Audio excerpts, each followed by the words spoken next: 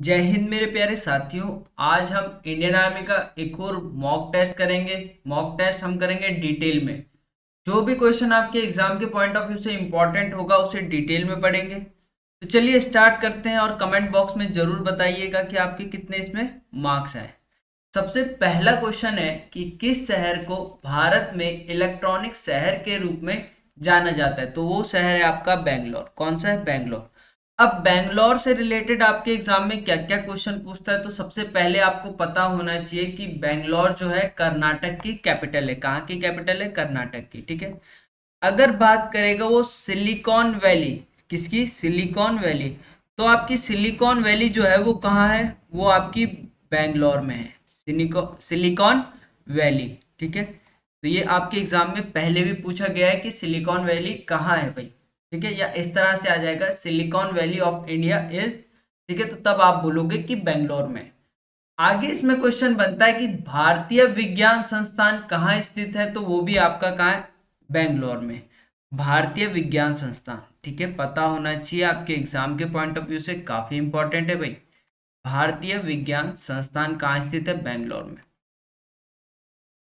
ठीक है। तो ये दो क्वेश्चन आपके किससे बनते हैं? ये बनते हैं आपके बेंगलोर से। ठीक है। अगले क्वेश्चन पर चलते हैं। क्वेश्चन कह रहा है कि प्लूटो को ग्रह की सूची से कब हटाया गया। तो प्लूटो को जो है आपका अगस्त 2006 में। कब? अगस्त 2006। ऑप्शन आपका सी क्या होगा? करेक्ट आंसर होगा भाई। देखो ये आपके ग्रह हैं। सबसे पहले की बात करूं तो सबसे पहले बुध। ठीक है। तो पहले आपके पास कितने ग्रह थे? पहले आपके पास 9 ग्रह थे। 1, 2, 3, 4, 5, 6, 7, 8 और 9। पर क्या हुआ कि प्लूटो को सन 2006 में ग्रहों की उससे हटा दिया गया और इसे किस में रख दिया गया? बौने ग्रह ग्रह में रख दिया गया। ठीक है। तो देखो कुछ चीजें आपको पता होनी चाहिए छोटी छोटी। जो बुध है आपका, इसे मरकरी कहा जाता है। क्या कहा जाता है? मरकरी। ठीक है। तो मरकरी जो है आपके एग्जाम में पूछता है कि सूर्य के सबसे निकटतम व सबसे छोटा ग्रह कौन सा है। तो तब आप आंसर करोगे बुध। ठीक है। आगे आपके पास शुक्र, जो आपको एक एक लाइन में बता रहा हूं जो आपके एग्जाम में पूछ सकता है। तो शुक्र से क्या पूछ सकता है? देखो शुक्र को जो विनस को जो कहा जाता है, पृथ्वी की बहन भी कहते हैं भाई। ठीक है। अगर आपके एग्जाम में पूछा जाता है कि पृथ्वी की बहन किसे कहा जाता है, तो तब आप आंसर करोगे शुक्र को कहा जाता है। ठीक है। और अर्थ के बारे में तो आप जानते ही होंगे कि इसे नीला ग्रह कहते हैं, ब्लू प्लेनेट कहते हैं। ठीक है। पृथ्वी को क्या कहते हैं? ब्लू प्लेनेट कहा जाता है। अगर बात करेगा वो मंगल की। ठीक है। मंगल को क्या कहते हैं? मार्स। तो मार्स को क्या कहा जाता है? मंगल को कहा जाता है रेड प्लेनेट। क्या कहा जाता है? रेड प्लेनेट, लाल ग्रह। ठीक है। आगे आपके पास बृहस्पति। तो बृहस्पति से आपका कुछ क्वेश्चन वैसे बृहस्पति से एक क्वेश्चन बनता है कि सौरमंडल का सबसे बड़ा ग्रह। ठीक है। सबसे बड़ा ग्रह कौन सा है? वो है आपका बृहस्पति। ठीक है। तो ये चारों आपके, ये पांचों आपके पास इंपॉर्टेंट। अगर आपसे क्वेश्चन पूछेगा कि हमारे सौरमंडल में कितने ग्रह हैं, तब आप आंसर करोगे प्रेजेंटली हमारे पास कितने ग्रह हैं? 8 ग्रह हैं भाई। ठीक है।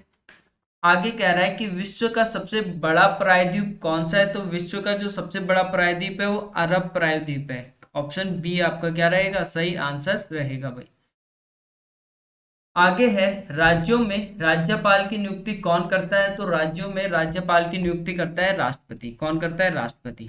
अगर मैं राष्ट्रपति की बात करूं तो राष्ट्रपति कौन है इस टाइम? तो राष्ट्रपति है हमारे रामनाथ कोविंद। कौन है? रामनाथ कोविंद। ठीक है। अब राष्ट्रपति से आपका क्या क्या क्वेश्चन बन सकता है? तो सबसे पहला क्वेश्चन, ठीक है, सबसे पहला क्वेश्चन जो है कि राष्ट्रपति को शपथ कौन दिलाता है। राष्ट्रपति को शपथ कौन दिलाता है? तो शपथ जो है वो कौन दिलाता है?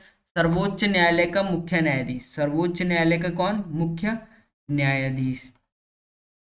अगर मैं पूछूं कि सर्वोच्च न्यायालय का मुख्य न्यायाधीश में प्रेजेंटली कौन है, तो आप बोलोगे एन वी रमन। कौन है? N B Raman. ठीक है। क्वेश्चन में पूछ सकता है भाई कि सर्वोच्च न्यायालय का मुख्य न्यायाधीश कौन है भाई, तब आप आंसर करोगे कि ये है एन वी रमन।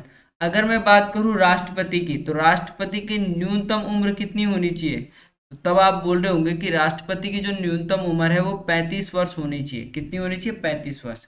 अगर कार्यकाल की बात करेगा तो कार्यकाल कितने वर्ष का होता है इसका, तो कार्यकाल होता है इसका 5 वर्ष का। राष्ट्रपति का कार्यकाल कितना होता है, 5 वर्ष का। ठीक है। और भारत का प्रथम नागरिक कौन होता है, वो भी राष्ट्रपति होता है। भारत का प्रथम नागरिक कौन है, तो वो है आपका राष्ट्रपति। ठीक है।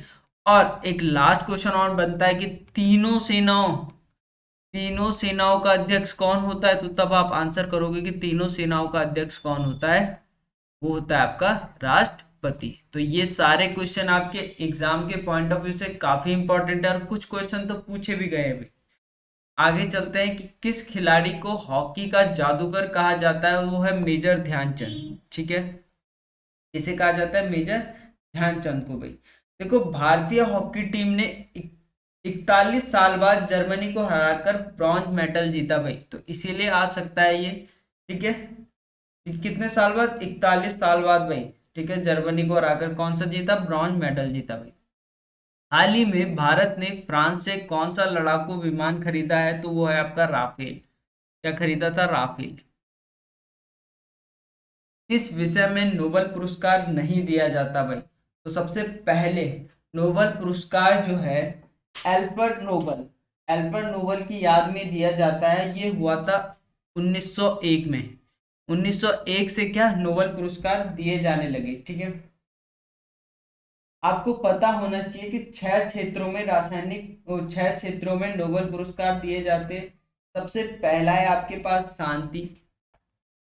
ठीक है, मैं लिख लेता हूं, तब आपके सारे डाउट क्लियर हो जाएंगे। दूसरा है आपके पास साहित्य। तीसरा है आपके पास चिकित्सा। चौथा है आपके पास भौतिक।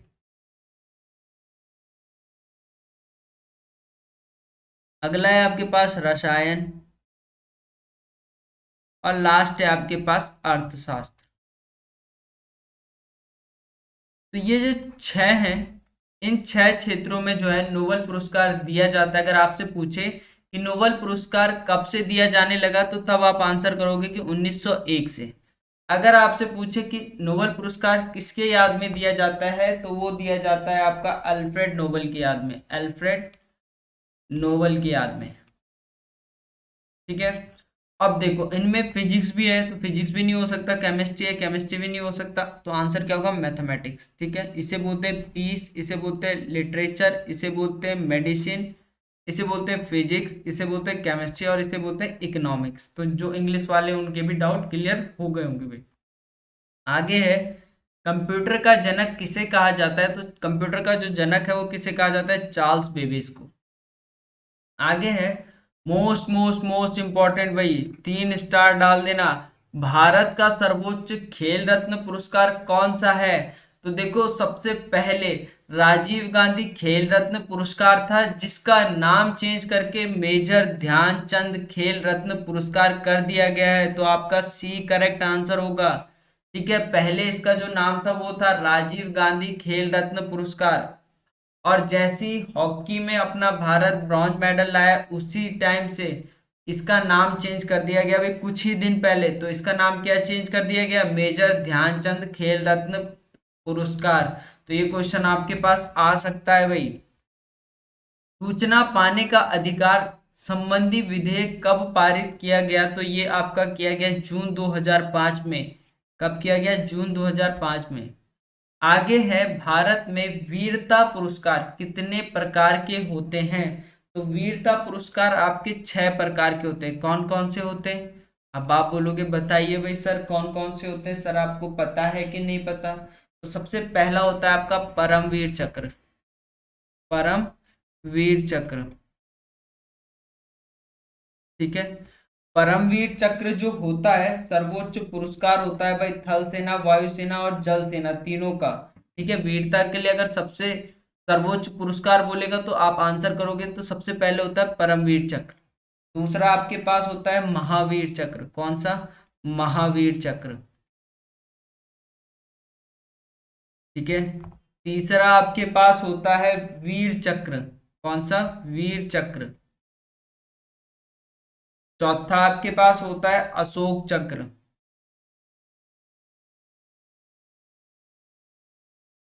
पांचवा आपके पास होता है कीर्ति चक्र।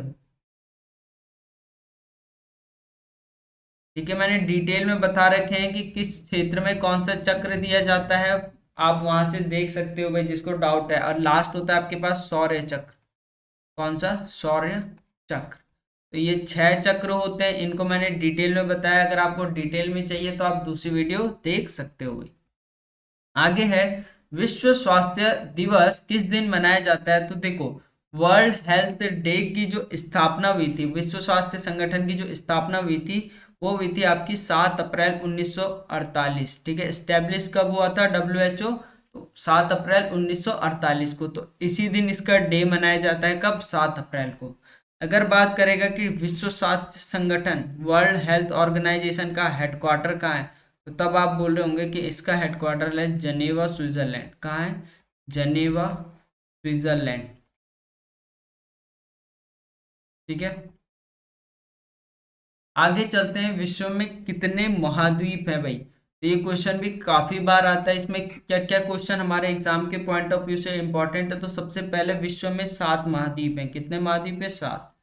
आपके एग्जाम में ऐसा भी आता है कि सबसे बड़ा महाद्वीप, सबसे बड़ा जो महाद्वीप है वो कौन सा है? तो आप बोल रहे होंगे कि सबसे बड़ा महाद्वीप जो है वो है हमारे पास एशिया। कौन सा है? एशिया। तब आप आंसर कर रहे होंगे एशिया। अगर आपके पास क्वेश्चन पूछेगा कि सबसे छोटा महाद्वीप कौन सा है, सबसे छोटा महाद्वीप, तो तब आप आंसर कर रहे होंगे सबसे छोटा महाद्वीप है ऑस्ट्रेलिया। कौन सा है? ऑस्ट्रेलिया। ठीक है,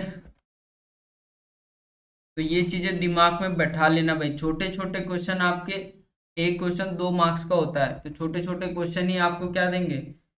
नंबर देंगे भाई। आगे आपके पास, राष्ट्रपति पद धारण करने की न्यूनतम उम्र कितनी होती है? तो न्यूनतम उम्र कितनी होती है? 35 साल। पहली इस इससे पहले क्वेश्चन में मैंने आपको डिटेल में बताया कि राष्ट्रपति होता क्या है। ठीक है, तो वहां मैंने ये चीजें बताई थी भाई।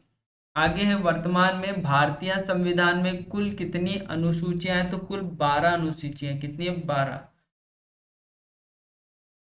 आगे आपके पास साइंस के क्वेश्चन थे। साइंस का पहला क्वेश्चन क्या है कि प्रकाश का स्थानांतरण प्रकृति द्वारा दिखाया गया क्या कहलाता है? प्रकाश का ध्रुवीकरण कहलाता है, पोलराइजेशन ऑफ लाइट। आगे है, भोजन की ऊर्जा किस इकाई द्वारा मापी जाती है? तो वो मापी जाती है आपकी कैलोरी में। किसमें? कैलोरी में। सापेक्षित घनत्व की मात्रात्मक इकाई को क्या कहा जाता है? तो उसे कहा जाता है kilogram metre cube. Kilogram metre cube. Option C आपका राइट आंसर रहेगा। गोबर गैस में मुख्य रूप से कौन सी गैस शामिल होती है? तो गोबर गैस में जो है मीथेन। कौन सी होती है? मीथेन। गुब्बारे में भरे जाने वाली सबसे हल्की गैस कौन सी है? तो वो है आपकी हीलियम। कौन सी है? हीलियम। फ़ारेनहाइट में मानव शरीर का सामान्य तापमान कितना होता है? तो फ़ारेनहाइट में 98.6 डिग्री फ़ारेनहाइट। डी आपका करेक्ट आंसर हो। तो लिख लो भाई, सेल्सियस, फ़ारेनहाइट और केल्विन, किसी में भी दे देगा। अगर वो सेल्सियस की बात करेगा तो आप सभी को पता होगा 37 डिग्री सेल्सियस। फ़ारेनहाइट की बात करेगा तो मैंने आपको बता दिया 98.6 डिग्री फ़ारेनहाइट। अब देखो, केल्विन में बहुत से विद्यार्थियों को कंफ्यूज होता है। कंफ्यूज क्या होता है कि 310 केल्विन करके आ जाते हैं, पर ये गलत है। इसका जो राइट आंसर होता है वो होता है 310.15 केल्विन। ठीक है, ये इसका राइट आंसर होता है क्योंकि हमने निकाला है। ठीक है, आप कैसे निकाल सकते हो? पिछली वीडियो में मैंने केल्विन को कैसे फ़ारेनहाइट में, फ़ारेनहाइट को कैसे सेल्सियस में बदलते हैं, पूरा आपको बता रखा है भाई। कार्य की एसआई यूनिट क्या होती है? तो कार्य का जूल। ठीक है, का जूल, कार्य का जूल। ठीक है, कार्य का जूल। ठीक है, कैसे? कार्य करने के लिए ऊर्जा की जरूरत होती है। उसके लिए क्या खाते हो आप? काजू खाते हो। क्या खाते हो? काजू खाते हो। का से क्या हो जाएगा? कार्य। जा से क्या हो जाएगा? जूल। तो कार्य का मात्रा क्या हो जाएगा? जूल। सामान्यतः प्रोटीन में अमीनो अम्लों की संख्या कितनी होती है? तो अमीनो अम्ल जो होते हैं वो कितने होते हैं? 20 होते हैं, 20 होते हैं। पता होना चाहिए आपको।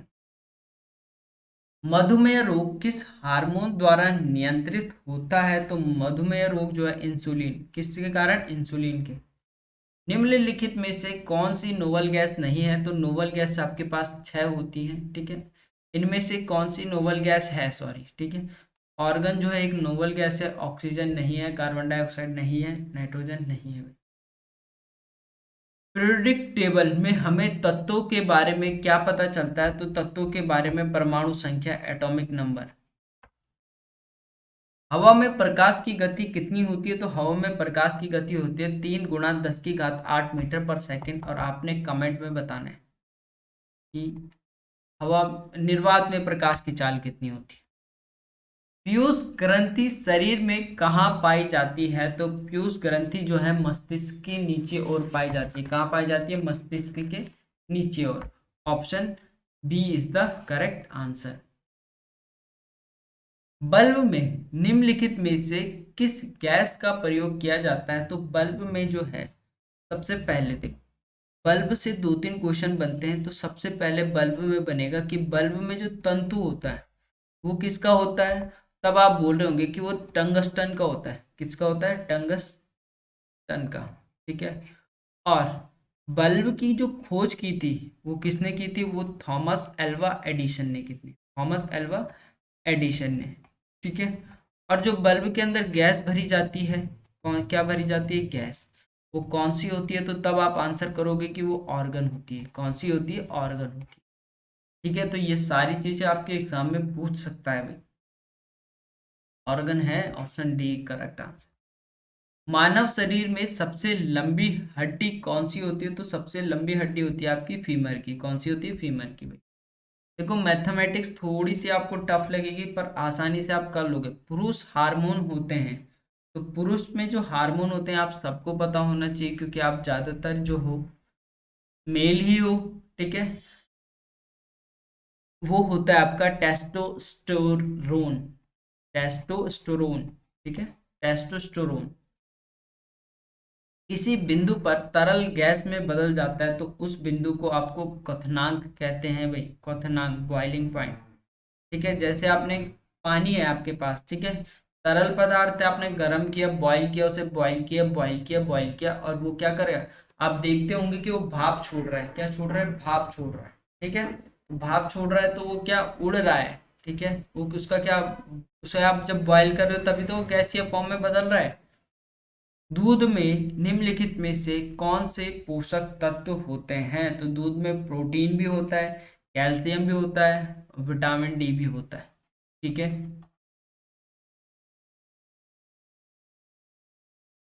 ओम का नियम, ओम का नियम V equal to I R, ठीक है। विद्युत धारा, ठीक है।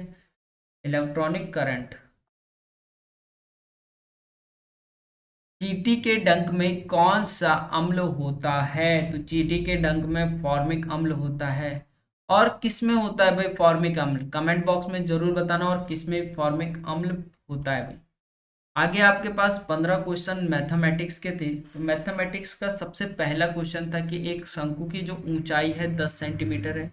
मैं लिख लेता हूँ एक एक चीज़ें। जो ऊंचाई है, हाइट है, वो कितनी है? वो है 10 सेंटीमीटर। आपसे बोल रहा है जो त्रिज्या आर, त्रिज्या जो है वो कितनी है? 6 सेंटीमीटर। मैंने लिख लिया रेडियस है 6 सेंटीमीटर। तो उसका आयतन क्या होगा? तो आप सबको पता होना चाहिए कि शंकु का आयतन, शंकु का आयतन,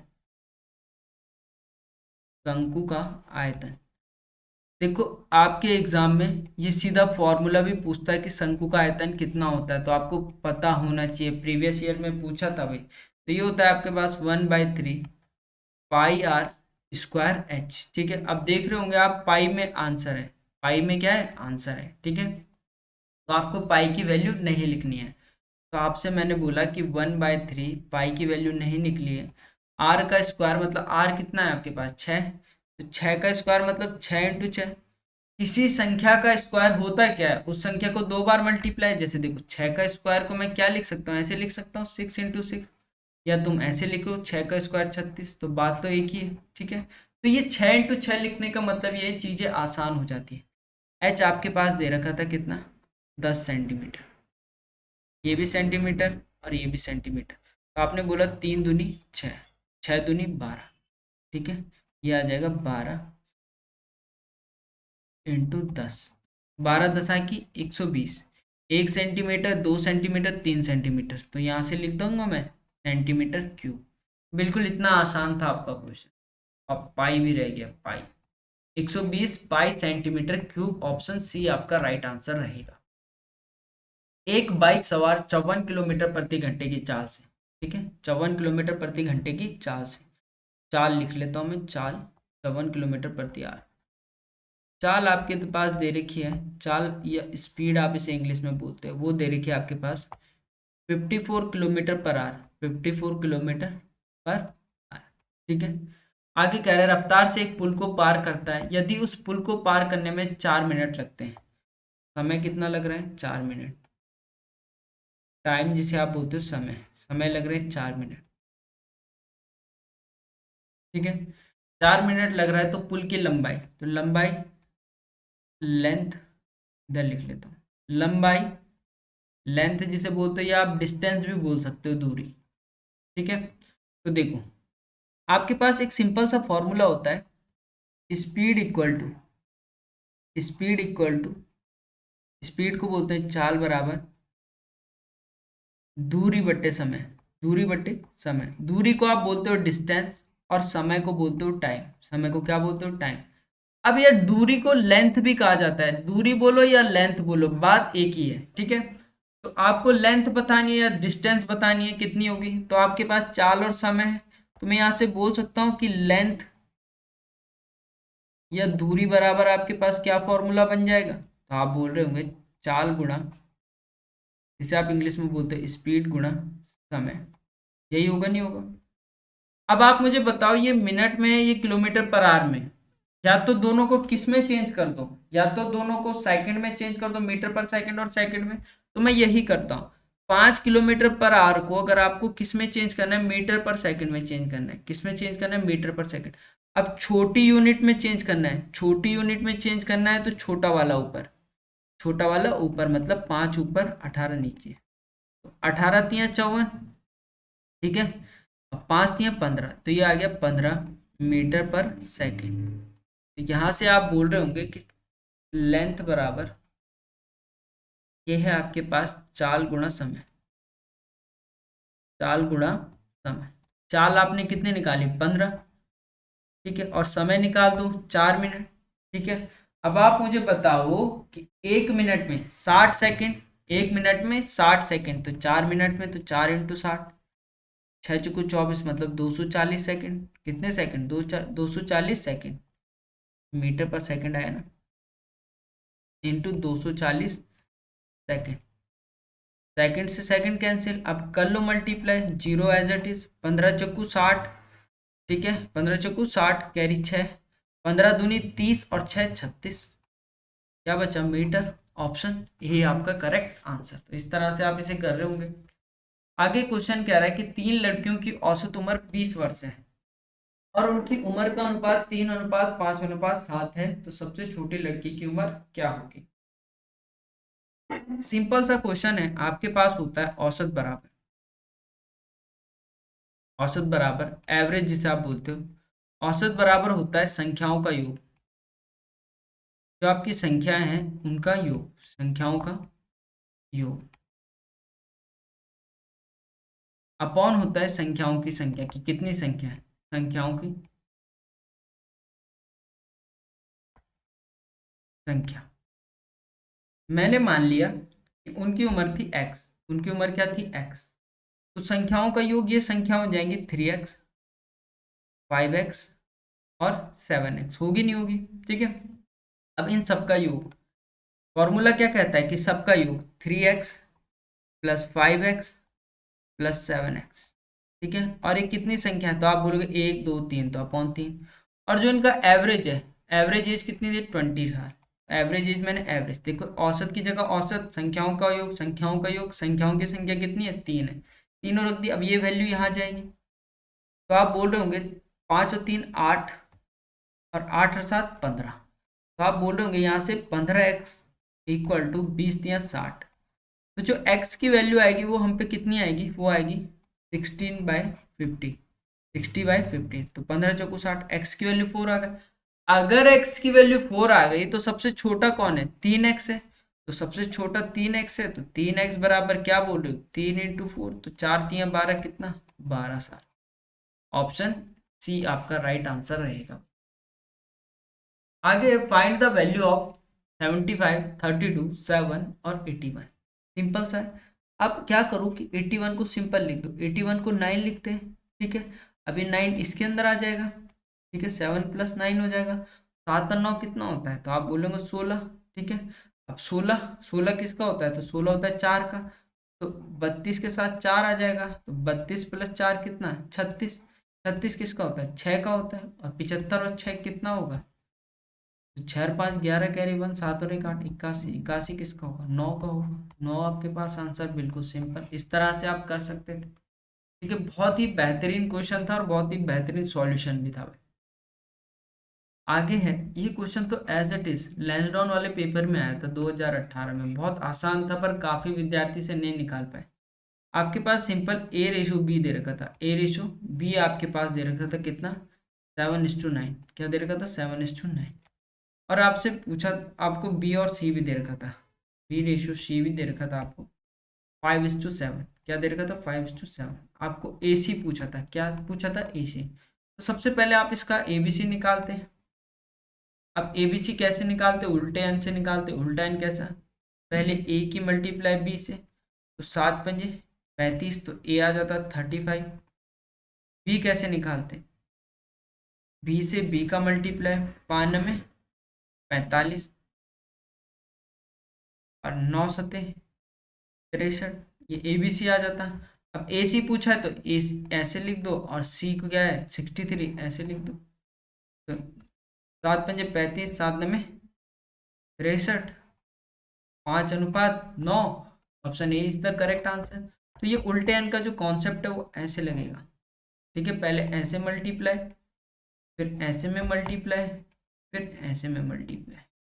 ठीक है, 7×5 = 35, 9×5 = 45, 7×9 = 63। तो इस तरह से आप याद कर सकते हो चीजों को। चलिए, अगला क्वेश्चन कह रहा है कि जब किसी वस्तु को 480 रुपए में बेचा जाता है। देखो, एक होता है आपके पास क्रय मूल्य, जिसे आप बोलते हो कॉस्ट प्राइस। जो चीज आप खरीदते हो उसे कॉस्ट प्राइस कहा जाता है। और जब उसे आप बेच देते हो तो उसे विक्रय मूल्य कहते हैं, सेलिंग प्राइस। विक्रय मूल्य, सेलिंग प्राइस। तो कह रहा है कि 480 रुपए में बेच रहा है। कितने रुपए में बेच रहे हैं? 480 रुपए में। और आपको प्रॉफिट हो रहा है। क्या हो रहा है? प्रॉफिट, जिसे आप क्या बोलते हो? लाभ। कितने का लाभ हो रहा है? 20% का। तो लाभ हो रहा है 20% का। बिल्कुल बेसिक से आपको कराऊंगा पहले।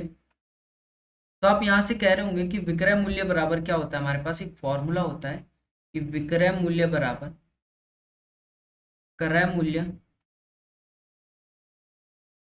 100 प्लस प्रॉफिट या लाभ, 100 प्लस प्रॉफिट अपॉन 100। विक्रय मूल्य कितना है? 480 रुपया। कितना रुपया? 480 रुपये। यहाँ से आप क्रय मूल्य निकाल लोगे। ठीक है, देखो 100 + 20 120, कितना हो गया? 120 अपॉन 100। अब आपको पता होगा ये वैल्यू यहाँ जाती है, ये वैल्यू नीचे आती है। तो यहाँ से मैं बोल रहा हूँ कि जो आपका क्रय मूल्य है वो क्या हो जाएगा?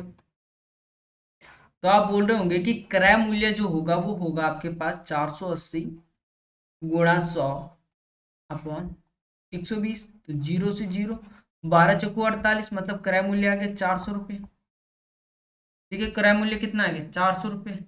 अब 20% का क्रय मूल्य आ गया 400 रुपया। क्रय मूल्य क्या आ गया? 400 रुपया। अब आप उसे बेच रहे हो, विक्रय मूल्य कितना है? अब आप यदि वही वस्तु जो आपने 400 में खरीदी, उसी वस्तु को अगर आप 580 रुपए में बेचोगे, कितने में बेचोगे? 580 में। जो आप 400 रुपए की खरीद रहे हो उसे 580 में बेचोगे, तो मैं आपसे अगर आपसे पूछूंगा कि प्रॉफिट परसेंट बताओ कि कितने परसेंट का प्रॉफिट हुआ, तो आप बोलोगे 400 में खरीदी, 580 में बेच दी, तो 180 रुपए का प्रॉफिट। कितने रुपए का? 180 रुपए का। किस पर? क्रय मूल्य पर निकालते हैं, 400 रुपए पर निकालते हैं। परसेंटेज में बदलने के लिए इनटू 100, तो 2 जीरो से 2 जीरो कैंसिल, 4×4 = 16। ठीक है, 2 बच गया, 20 हो गया, 4×5 = 20। तो प्रॉफिट परसेंट कितना आ गया? 45। तो यही मेथड आपके लिए बिल्कुल सरल रहेगा। ठीक है, शॉर्टकट में आप चीजें आप घूम जाओ। आगे है कि 20 पैसा 5 रुपए के कितने प्रतिशत होता है। ठीक है, तो आप सबको पता होना चाहिए। देखो, 20 पैसा 5 रुपए के कितने प्रतिशत है, इसके रिस्पेक्ट में पूछ रहा है, 5 रुपए के रिस्पेक्ट में, किसके रिस्पेक्ट में पूछ रहा है, 5 रुपए के। ठीक है, तो देखो 5 रुपए का, ठीक है, 20 पैसा, 20 पैसा 5 रुपए कितना प्रतिशत है, यही तो है। ठीक है, 5 पैसे का जिसके रिस्पेक्ट में पूछा रहा है, जिस पे फोकस करे वो सीधा सीधा नीचे लिख दो। अब आप मुझे बताओ, या तो यूनिट सेम कर दो, इसको भी रुपया में कन्वर्ट कर दो, या इसे भी पैसे में कन्वर्ट कर दो। ठीक है, तो मैं क्या कर रहा हूँ, इनको पैसे में कन्वर्ट कर रहा हूँ। 1 रुपए में कितना पैसा, तो आप बोलोगे 1 रुपए में 100 पैसा। देख रखा है किसी ने पैसा, भाई बताओ। 1 रुपए में 100 पैसा, तो 5 रुपए में कितना पैसा, तो आप बोलोगे 500 पैसा।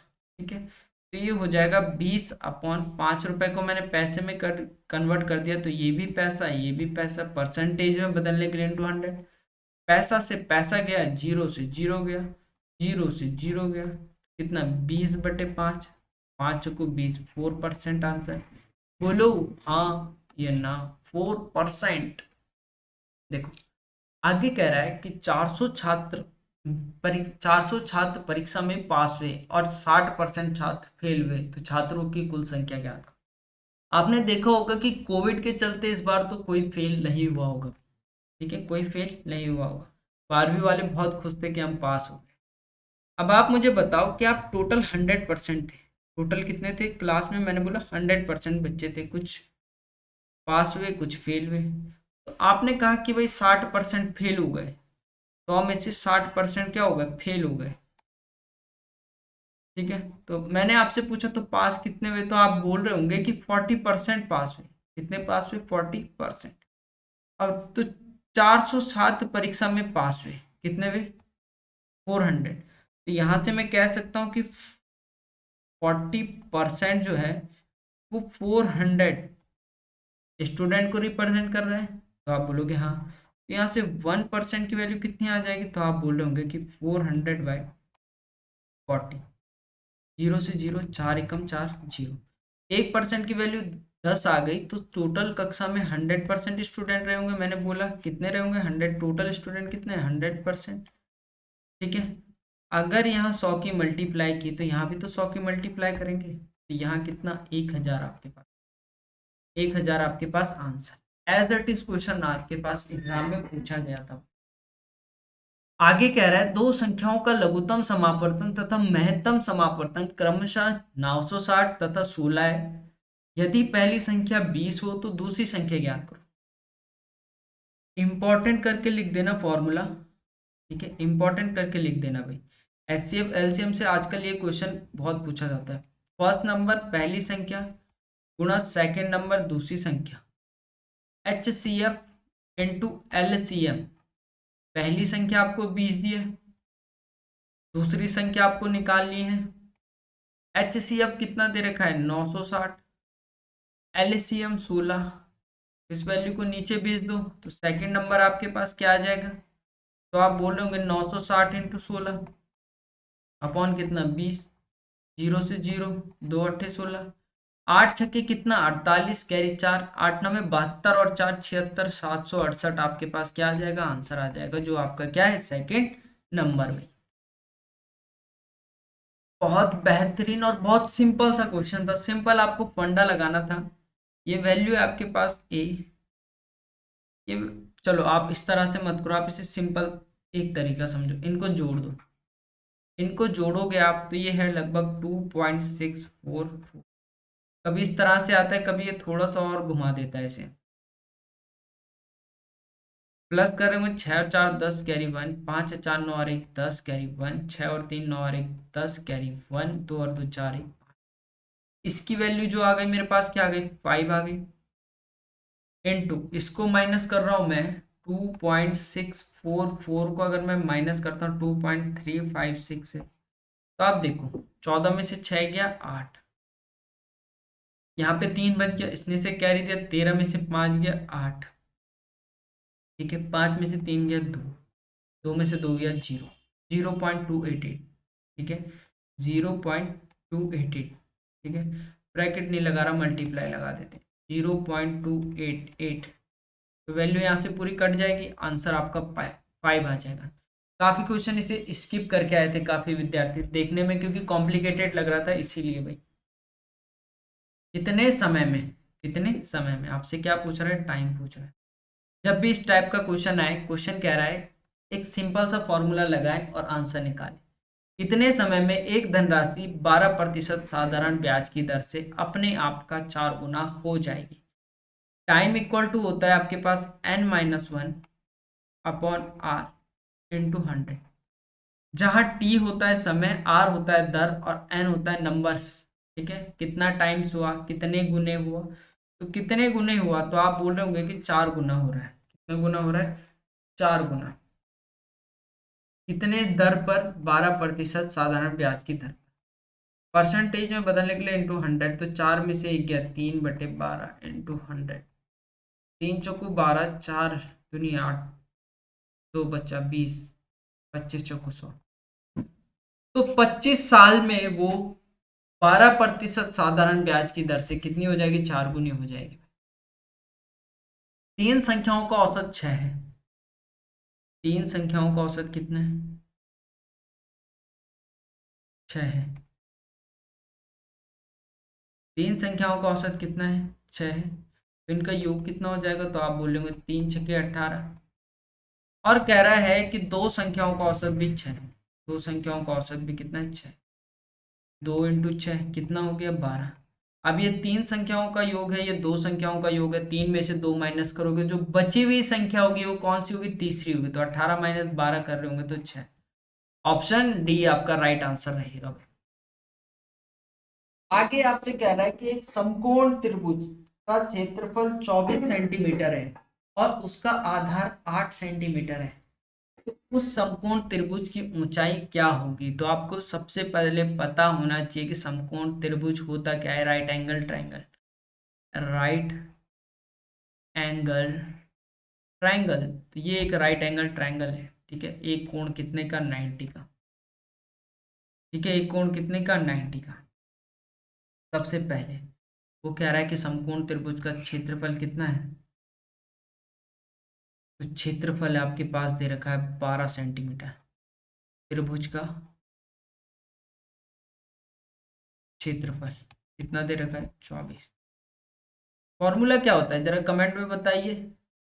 एक समकोण त्रिभुज का क्षेत्रफल क्या होता है, तो समकोण त्रिभुज का क्षेत्रफल जो होता है हाफ बेस इंटू हाइट। क्या होता है, बेस इंटू हाइट।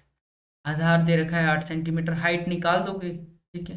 त्रिभुज का क्षेत्रफल दे रखा है आपके पास कितना, लिख लेता हूँ यहाँ, त्रिभुज, समकोण त्रिभुज का क्षेत्रफल।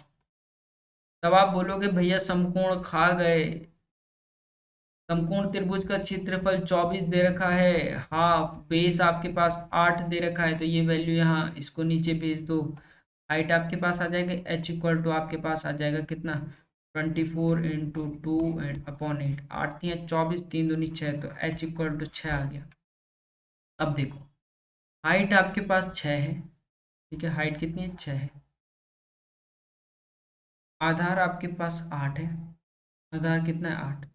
हाइपोतेनस निकाल दोगे, तो बोलो हाँ या ना। आप बोलोगे सर इसमें पाइथागोरस थ्योरम लगा दो, क्या लगा दो, पाइथागोरस थ्योरम। पाइथागोरस थ्योरम क्या कहती है कि हाइपोथेनस से आप क्या बोलते हो, पहले हिंदी में बता देता हूं। इसको आप बोलते हो आधार, इसको आप बोलते हो लंब, इसको आप बोलते हो कर्ण। तो आपके पास होता है कर्ण का स्क्वायर, कर्ण का स्क्वायर बराबर होता है लंब, या लिख दो आधार का स्क्वायर प्लस लंब का स्क्वायर। आधार का स्क्वायर प्लस लंब का स्क्वायर। आधार आपके पास कितना है, तो आप कह रहे होंगे आधार है 8, लंब है 6, दोनों का स्क्वायर कर दो, 8 अठे 64, 6 छके 36, दोनों का सम कर रहे होंगे कितना आ गया, 100। और आप बोलोगे सर ये क्या है, स्क्वायर है कर्ण का, अगर यहाँ से स्क्वायर हटेगा यहाँ अंडर रूट लगेगा, तो आप बोलोगे कर्ण equal to under root 100। Under root 100 कितने का, 10 का, तो 10 सेंटीमीटर आपके पास आंसर। और ये लास्ट क्वेश्चन आपके लिए क्या है, होमवर्क है, ठीक है, कमेंट सेक्शन में आपको इसमें बताना है आंसर, ठीक है। धन्यवाद, मिलते हैं अगले दिन नेक्स्ट वीडियो पर। कमेंट सेक्शन में जरूर बताइएगा कि आपके कितने मार्क्स आए भाई। मिलते हैं अगली वीडियो पर। जय हिंद।